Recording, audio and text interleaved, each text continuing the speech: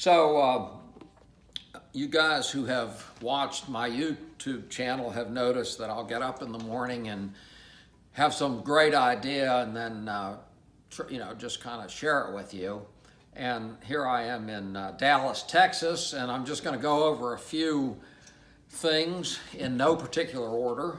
And one of the things that seems to be popular and a big mystery is roll backup.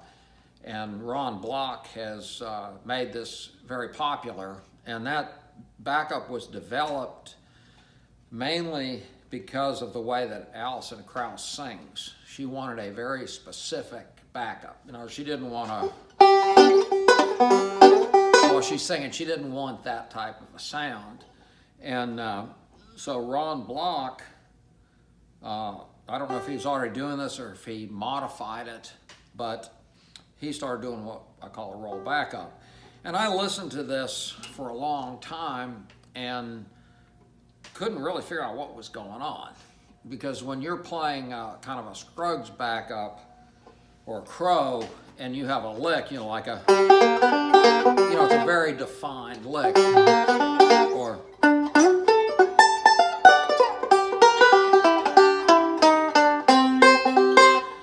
okay, and so you can take those licks, which this happens to be, it happens to be one measure long, and it also happens to be movable. So you can play it in G.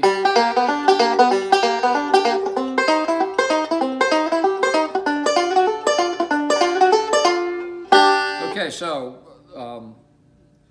the way that I finally understood what Ron Block was doing is that when I have beginning students, I show them what I call a 7-note roll, where you play the 5th, 3rd, and 1st string. Now, I've covered this in other videos that you'll see on my channel, but I'll cover it again. So you play the 5th, 3rd, and 1st. Do not play the 2nd. In other words, here's... Now, if I am throwing the 2nd, that 2nd really doesn't work very well. Okay, so essentially what you do is you get out your metronome, and we're going to play this one pattern, which is 5, 3, 1, 5, 3, 1. Okay.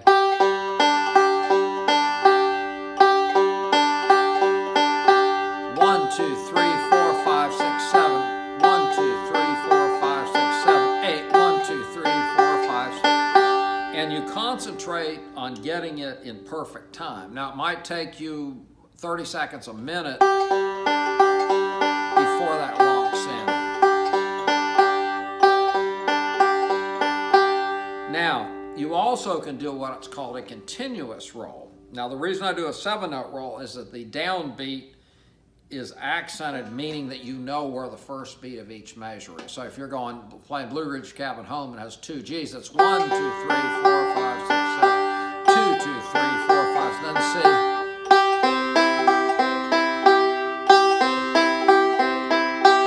Now you also could play it and go.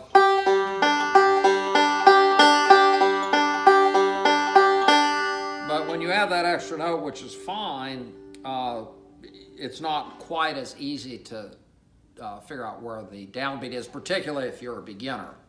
So the second one is what I call a continuous roll, and in that you just start, once again, I'm going to start on the 5th string, and you just play a roll, and you just never stop. So it's 1.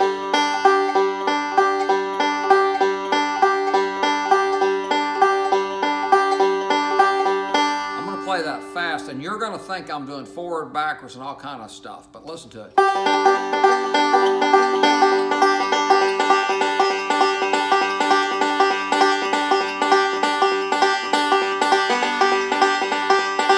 Okay, now once again, all I was doing was going 5, 3, 1, 5. Now, if you're playing guitar and you're playing a alternating thumb pattern, downbeat's real clear because it repeats itself. So it's 1, 2, 3, 4, 5, 6, 7, 8. 1, 2, 3, okay? And honestly, it gets kind of boring, So So a guitar player will pick up the banjo and start playing. Oh man, I can play this, and they start doing something like Hog Mountain breakdown sounds like. And they can do that in about 30 seconds, and they're going, my God, I'm gifted. I am a natural banjo player. 3 months later, it drives them absolutely crazy. Now, the banjo, if you're playing this continuous roll, really it would be, that's the motion. And if you did that, that would be boring. This is one of the reasons I'm not allowed to play in my house, because I do these drills all the time. If I'm playing a song and my wife comes home, I have to stop. I can't even finish the song. I have to stop in the middle of the song. Okay. But if I link all that together, it becomes. Now, as you do this, you're going to want to change it. You're going to want to go do these patterns, but don't, because the rhythm of what's going on will cause this to appear to change. Okay, the second trick is you don't even have to change chords when you do this. So if I'm playing Blue Ridge Cabin Homes, of course I can't sing worth a darn, but if I was doing, there's a waving path on this old mountainside where I was. So in the mix, what's going on is that somebody has to play the chords, okay? Yeah. So you have to have those chord tones in there, and usually it's the guitar player. Now, in some cases, if the guitar player is doing something different, you might see the mandolin player doing something where it sustains a little bit, and that puts that chord in there. Okay, now, for example, if I play if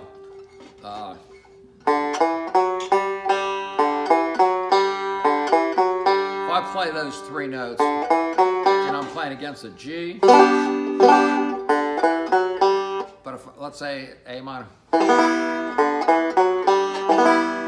So you don't really know what the chord is from listening to what notes are being played. You know it because by definition somebody has to play that, okay? Now the bass is supposed to be doing a downbeat, which is 1-5, which is boom, boom, boom, boom, okay? The banjo chops, so it's boom, chunk, boom, chunk. Now, when I say chunk, you don't want boom, chunk, boom, chunk. You want boom, chunk, boom. You want a very, very precise. Right. People get a little bit crazy. So if I'm doing boom, chunk, that gives you some chord tones. It's interesting, but it's not doing the job that the lead player needs. And what the lead player needs is boom. You'll notice that I'm just playing the first string and I'm muting it. You don't want any note coming out of boom, chunk, boom. So when you're playing a chord, you want it to be very distinct. Now occasionally you might do some chopping. Okay, now let's get back to the Baron block roll.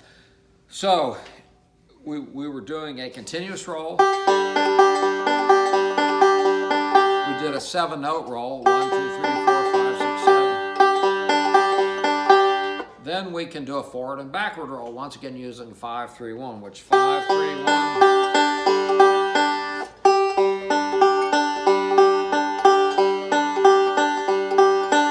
Now when you do this, you don't want to accent the downbeat and other notes. You don't want to do it like, you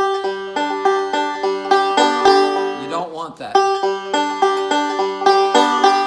What you do is you listen to how loud each note is, and you play it in such a way that the listener does not hear a pattern. It's the same thing as if somebody tells you a joke and you know the punchline before it's over, the joke is very boring, okay? As soon as the listener recognizes the pattern, it gets boring. So you can disguise the forward and backward roll by, for example, if this is the downbeat, 1, 2, 3, 4, 5, 6, 7, 8, 1, 2, 3. So I'm going to play the thumb very lightly.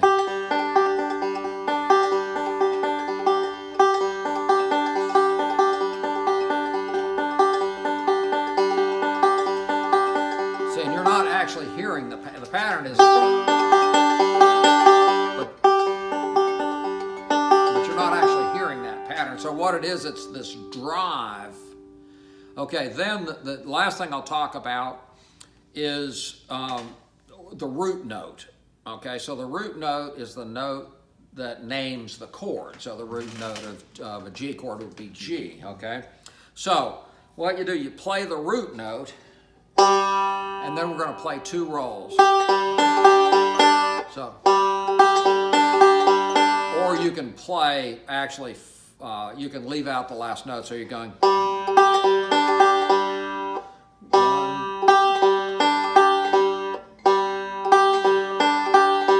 So if I was playing Bluegrass Cap at home, I would hit root.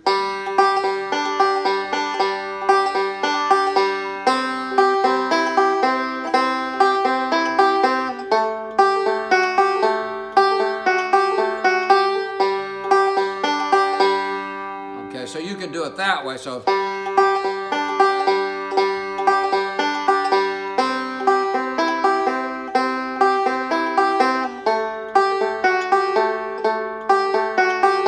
I did the D, I didn't do the root note. So let's say I play it, so I use the root note here.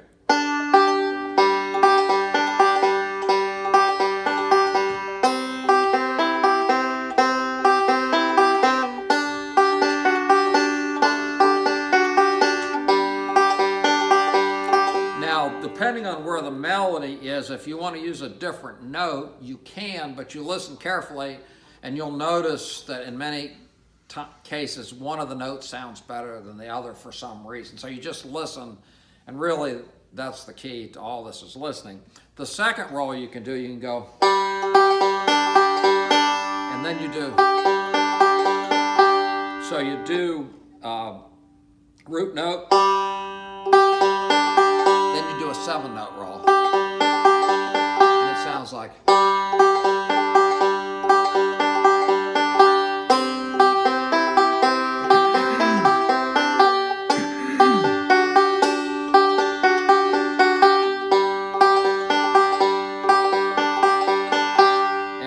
Last thing is I call it a 15-note roll, and it's a 2-measure roll, and you play 15 notes, and the last note is held for 2 beats. So it's 1.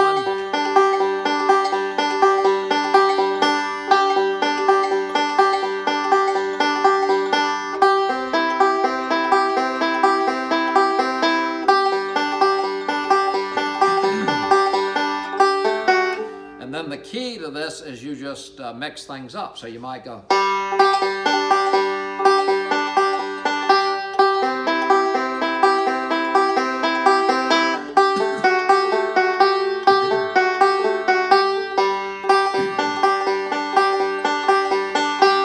That covers that. And then the other thing is lead-ins. And we're talking about when you hear the bass play, you're hearing the root note, usually like a G. Boom, chunk, boom, chunk. So when you're doing this type of backup, you're playing along with the bass. So the bass is playing, in this case, a G, and you're playing a G. And once again, the idea is when the bass plays, you're playing exactly the way they're playing. Now, a bad example would be, so if I'm playing, if somebody's trying to sing it, I'm going.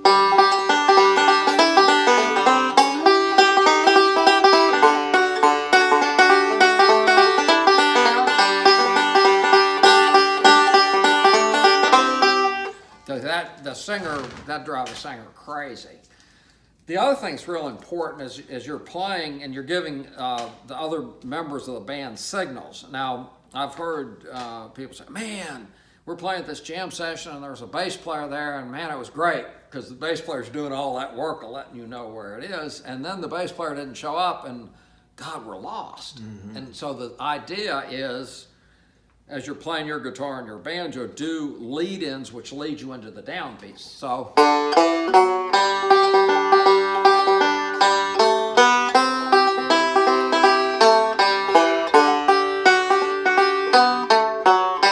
And people are thinking, well, that sounds kind of mechanical, but really, that's letting everybody in the group know where that downbeat is. And then the only other thing, and this at the end when you're singing, at the end of many verses, there's a 2-measure place where you're taking a breath, and almost 90%, not all the time, but 90% of the time that's in G. So all you have to do is learn some G licks. You don't have to learn C's. You don't have to learn D's, E minor, nothing. G. Okay. So there's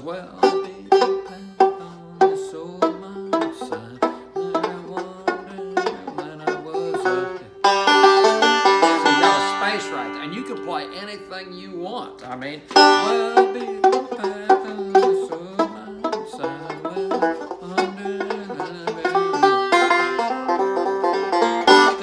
in other words, because there's nothing there. Now, if you put that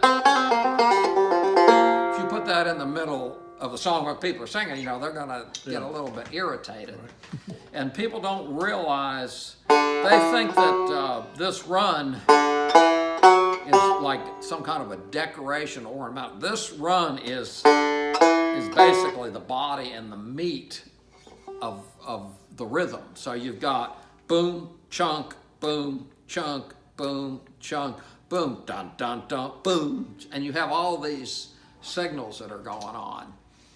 And anyway, so if you find somebody who's confused, show them that video and they'll probably be even more confused. Okay, I guess that's it.